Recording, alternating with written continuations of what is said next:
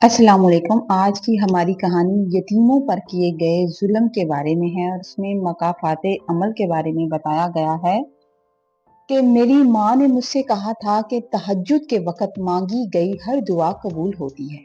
इसलिए मैं सबसे छुपकर रात की तन्हाई में मुसल्ले पर बैठकर रोने लगी और अपने रब से फरियाद की कि ऐ अल्लाह, मेरी सौतेली माँ मुझ पर बहुत जुल्म करती है। अब मुझ में मज़ीद बर्दाश्त की हिम्मत नहीं रही। मैंने अभी इतना ही कहा था कि अचानक किसी ने जोर से मुझे लात मारी और मैं सजदे से गिर पड़ी। जब मुड़कर देखा तो वो मेरी सौतेली माँ रुबीना थी, जो गुस्से से फुंकार रही थी कि तू मेरे लिए बद्दुआएं कर रही है। अब देख मैं तेरे साथ करती क्या हूँ। वो गुस्से से लाल पीली हो रही थी। ये कहकर उसने मुझे पकड़ लिया और छत से धक्का देने की कोशिश करने लगी। मैं मौत के खौफ से चीख उठी और अल्लाह को पुकारने लगी। तभी उसने मेरा मुंह दबाकर मुझे धमकाने की कोशिश की कि खबरदार, अगर अपने बाप के सामने जबान खोली तो वो हाल करूंगी कि तुम मौत मांगोगी और तुम्हें मौत कभी नहीं मिलेगी। ये वो तलख अल्फाज थे जो रोजाना नाश्ते की मेज पर मेरा इस्तकबाल करते थे। वो हर रोज मुझे मारती और मुझे डराती डराती थी कि मैं अपने बाप से इसका जिक्र ना करूं। मगर मैं अपने बूढ़े बाप के सुकून की खातिर खामोश रहती थी, क्योंकि उन्हें लगता था कि दूसरी माँ लाकर उन्होंने मुझे खुशियां दे दी हैं। लेकिन वो नहीं जानते थे कि उनका ये सुकून मेरी कुर्बानी की कीमत पर खरीदा गया है। मेरे कानों में आज भी अपनी मरहूम माँ के वो अल्फाज गूंजते थे कि बेटा, सब्र का फल मीठा होता है। और मैं उसी सब्र की रस्सी को थामे हुए थी, मगर मुझे इल्म नहीं था कि ये रस्सी मेरे गले का फंदा बनने वाली है। मेरा नाम सारा है और मैं अपने माँ बाप की अकलौती औलाद थी। मेरी माँ एक इंतहाई नेक और इबादत गुजार खतून थी, जिनकी पूरी जिंदगी मुसल्ले पर गुजर गई। और शायद उन्हें मालूम था कि उनके जाने के बाद मेरी जिंदगी कांटों का बिस्तर बन जाएगी। मैं सिर्फ 13 साल की थी जब मेरी माँ इस दुनिया से रुखसत हुई और हमारा हंसता भसता खेलता घर वीरान हो गया। मेरे बाबा, जो एक सरकारी अफसर थे, वो अंदर से बिल्कुल टूट गए थे। घर की खामोशी और मेरी तन्हाई देखकर रिश्तेदारों ने बाबा को मशवरा दिया कि बच्ची जवान हो रही है। बच्ची जवान हो रही है, उसे माँ की तरबियत की जरूरत है। आप नौकरी करेंगे या घर संभालेंगे? इन सब के असरार पर बाबा ने दूसरी शादी कर ली और यूं रुबीना बेगम हमारे घर की दहलीज पार करके अंदर आ गई थी। वो देखने में तो बहुत सलीकामंद थी, मगर उनके चेहरे की खूबसूरती दिल की स्याही को नहीं छुपा पाती थी। ये बात मुझे बहुत बाद में समझ आई, जब उन्होंने अपना असल रूप दिखाना शुरू कर दिया था।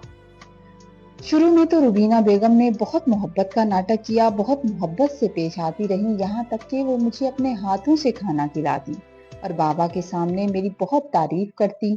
मगर ये सब सिर्फ चंद हफ्तों का खेल था। जैसे ही बाबा सुबह दफ्तर के लिए निकलते, उनका चेहरा बदल जाता और उनकी आंखों में मेरे लिए नफरत भर जाती।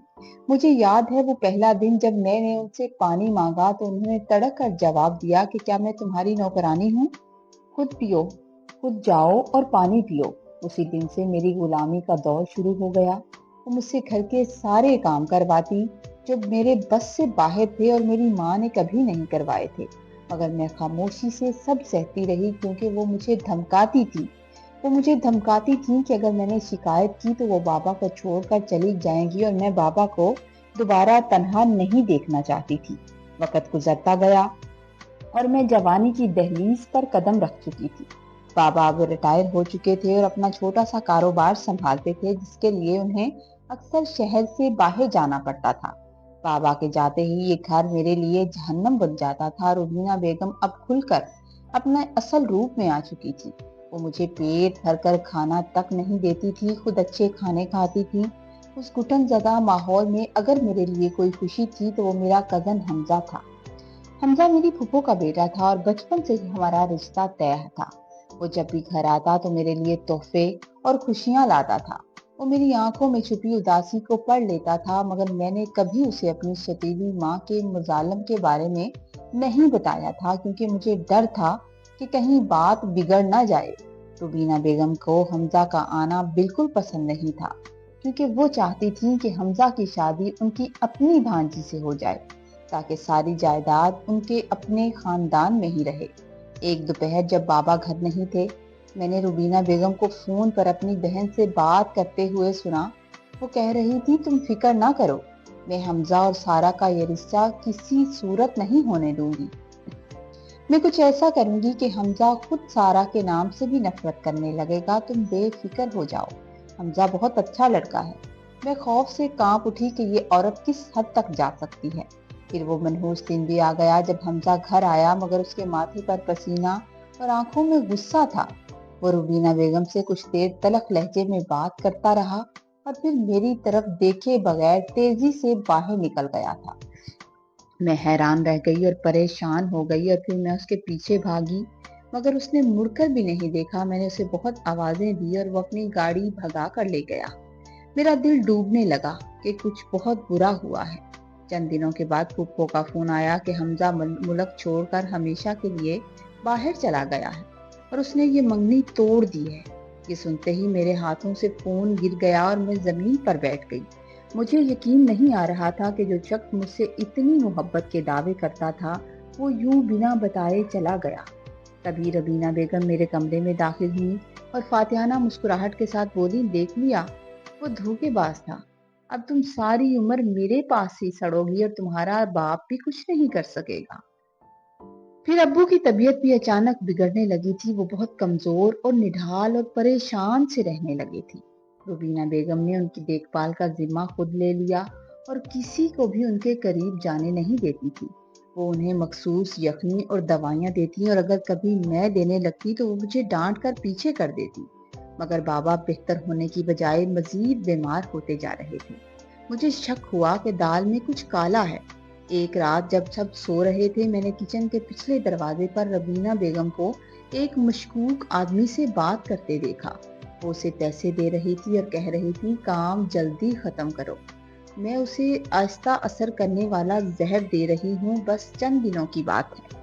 چند دنوں کی بات ہے، یہ سن کر میرے پیروں تلے سے زمین نکل گئی کہ آخر یہ کون سا کھیل کھیل رہی ہے۔ میں سمجھ گئی کہ وہ جائیداد کے لیے میرے باپ کی جان لینا چاہتی تھی۔ میں نے فیصلہ کیا کہ مجھے اپنے بابا کو بچانا ہوگا۔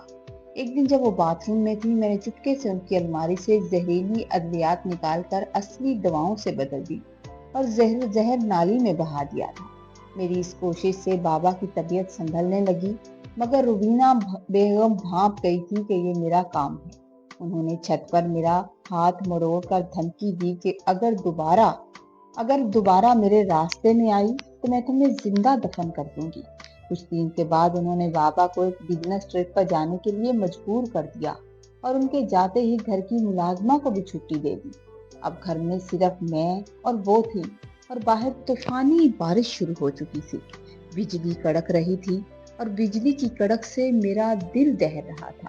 میں بہت زیادہ خوفزدہ تھی۔ میں اپنے کمرے میں جائے نماز پر بیٹھی رو رو کر اللہ سے مدد مانگ رہی تھی کہ اچانک روبینہ بیگم نے دروازہ لات مار کر کھولا۔ ان کے ہاتھ میں ایک بھاری ڈنڈا تھا اور آنکھوں میں جنون تھا۔ وہ چلائیں، بڑا شوق ہے تجھے نمازیں پڑھنے کا، آج دیکھتی ہوں تجھے کون بچاتا ہے۔ تو نے میرا سارا پلان خراب کر دیا، آج میں تجھے زندہ نہیں چھوڑوں گی۔ انہوں نے مجھے بالوں سے پکڑ کر گھسیٹنا شروع کر دیا۔ میں درد سے چیختی رہی اور ان کے پاؤں پکڑے کہ مجھے چھوڑ دیں، مجھے معاف کر دیں، مگر وہ مجھے گھسیٹتے ہوئے چھت کی سیڑھیوں پر لے گئیں اور کہنے لگیں، آج میں تمہیں چھت سے گرا کر یہ ثابت کروں گی کہ تو نے حمزہ کے غم میں خودکشی کر لی ہے۔ میں ان کی بات سن کر گھبرا گئی، خوف میری آنکھوں میں اتر آیا تھا۔ وہ مجھے چھت کے منڈیر تک لے گئیں۔ نیچے گلی میں اندھیرا تھا اور بلندی دیکھ کر میری دھڑکنیں بند ہونے لگی تھی۔ انہوں نے میرا گلا دبایا تاکہ میں آواز نہ نکال سکوں اور جیسے ہی مجھے آخری دھکا دینے کے لیے اپنا ہاتھ فضا میں بلند کیا، اچانک ایک زوردار دھماکے کی آواز آئی۔ یہ نیچے گلی میں ہو رہی شادی کی ہوائی فائرنگ تھی، مگر قدرت کا انصاف دیکھیں کہ ایک گولی سیدھی روبینہ بیگم کے اسی دائیں ہاتھ پر لگی جس سے وہ مجھے گرانے کی کوشش کر رہی تھی۔ ایک دل خراش چیخ بلند ہوئی اور وہ لہو لہان ہو کر پیچھے گر پڑی تھی۔ ان کی گرفت میرے گلے سے چھوٹ گئی اور وہ درد سے تڑپنے لگی۔ یہ میرے رب کی لاٹھی تھی جو بے آواز تھی، جس کا وار خالی نہیں گیا تھا۔ عین اسی لمحے چھت کے دروازے سے بابا اور حمزہ تیزی سے اندر داخل ہوئے تھے۔ हमजा दरअसल गया ही नहीं था, बल्कि वो रुबीना बेगम के खिलाफ सबूत इकट्ठे कर रहा था और वो बरवक्त बाबा को लेकर पहुंच गया। हॉस्पिटल में डॉक्टरों ने बताया कि गोली लगने से रुबीना बेगम का दायां हाथ हमेशा के लिए मफलूज होकर रह गया है। वो हाथ जिससे वो जुल्म करती थी अब एक बेजान गोश्त का लोथड़ा बन चुका था। बाबा ने उन्हें पुलिस के हवाले करने का फैसला किया, मगर मैंने उन्हें माफ कर दिया। अब वो घर के एक छोटे से कमरे में तन्हाई की जिंदगी गुजार रही हैं और अपने मफलूज हाथ को देखकर रोती रहती हैं। मेरी और हमजा की शादी हो चुकी है। हम इसी घर में रहते हैं और खुशहाल जिंदगी गुजार रहे हैं, क्योंकि अच्छाई हमेशा बुराई पर गालिब आ जाती है। स्टोरी अगर आपको अच्छी लगे तो आपने लाइक करना है, कमेंट में ज़रूर बताना है। चैनल पर नए हैं तो प्लीज़ चैनल को सब्सक्राइब कर दें ताकि हमारी हर आने वाली स्टोरी आप तक ज़रूर पहुंचे। खुश रहिए, आबाद रहिए, अल्लाह ताला आपको सलामत रखे। चैनल पर सब्सक्राइब ज़रूर कीजिएगा। अल्लाह हाफिज़।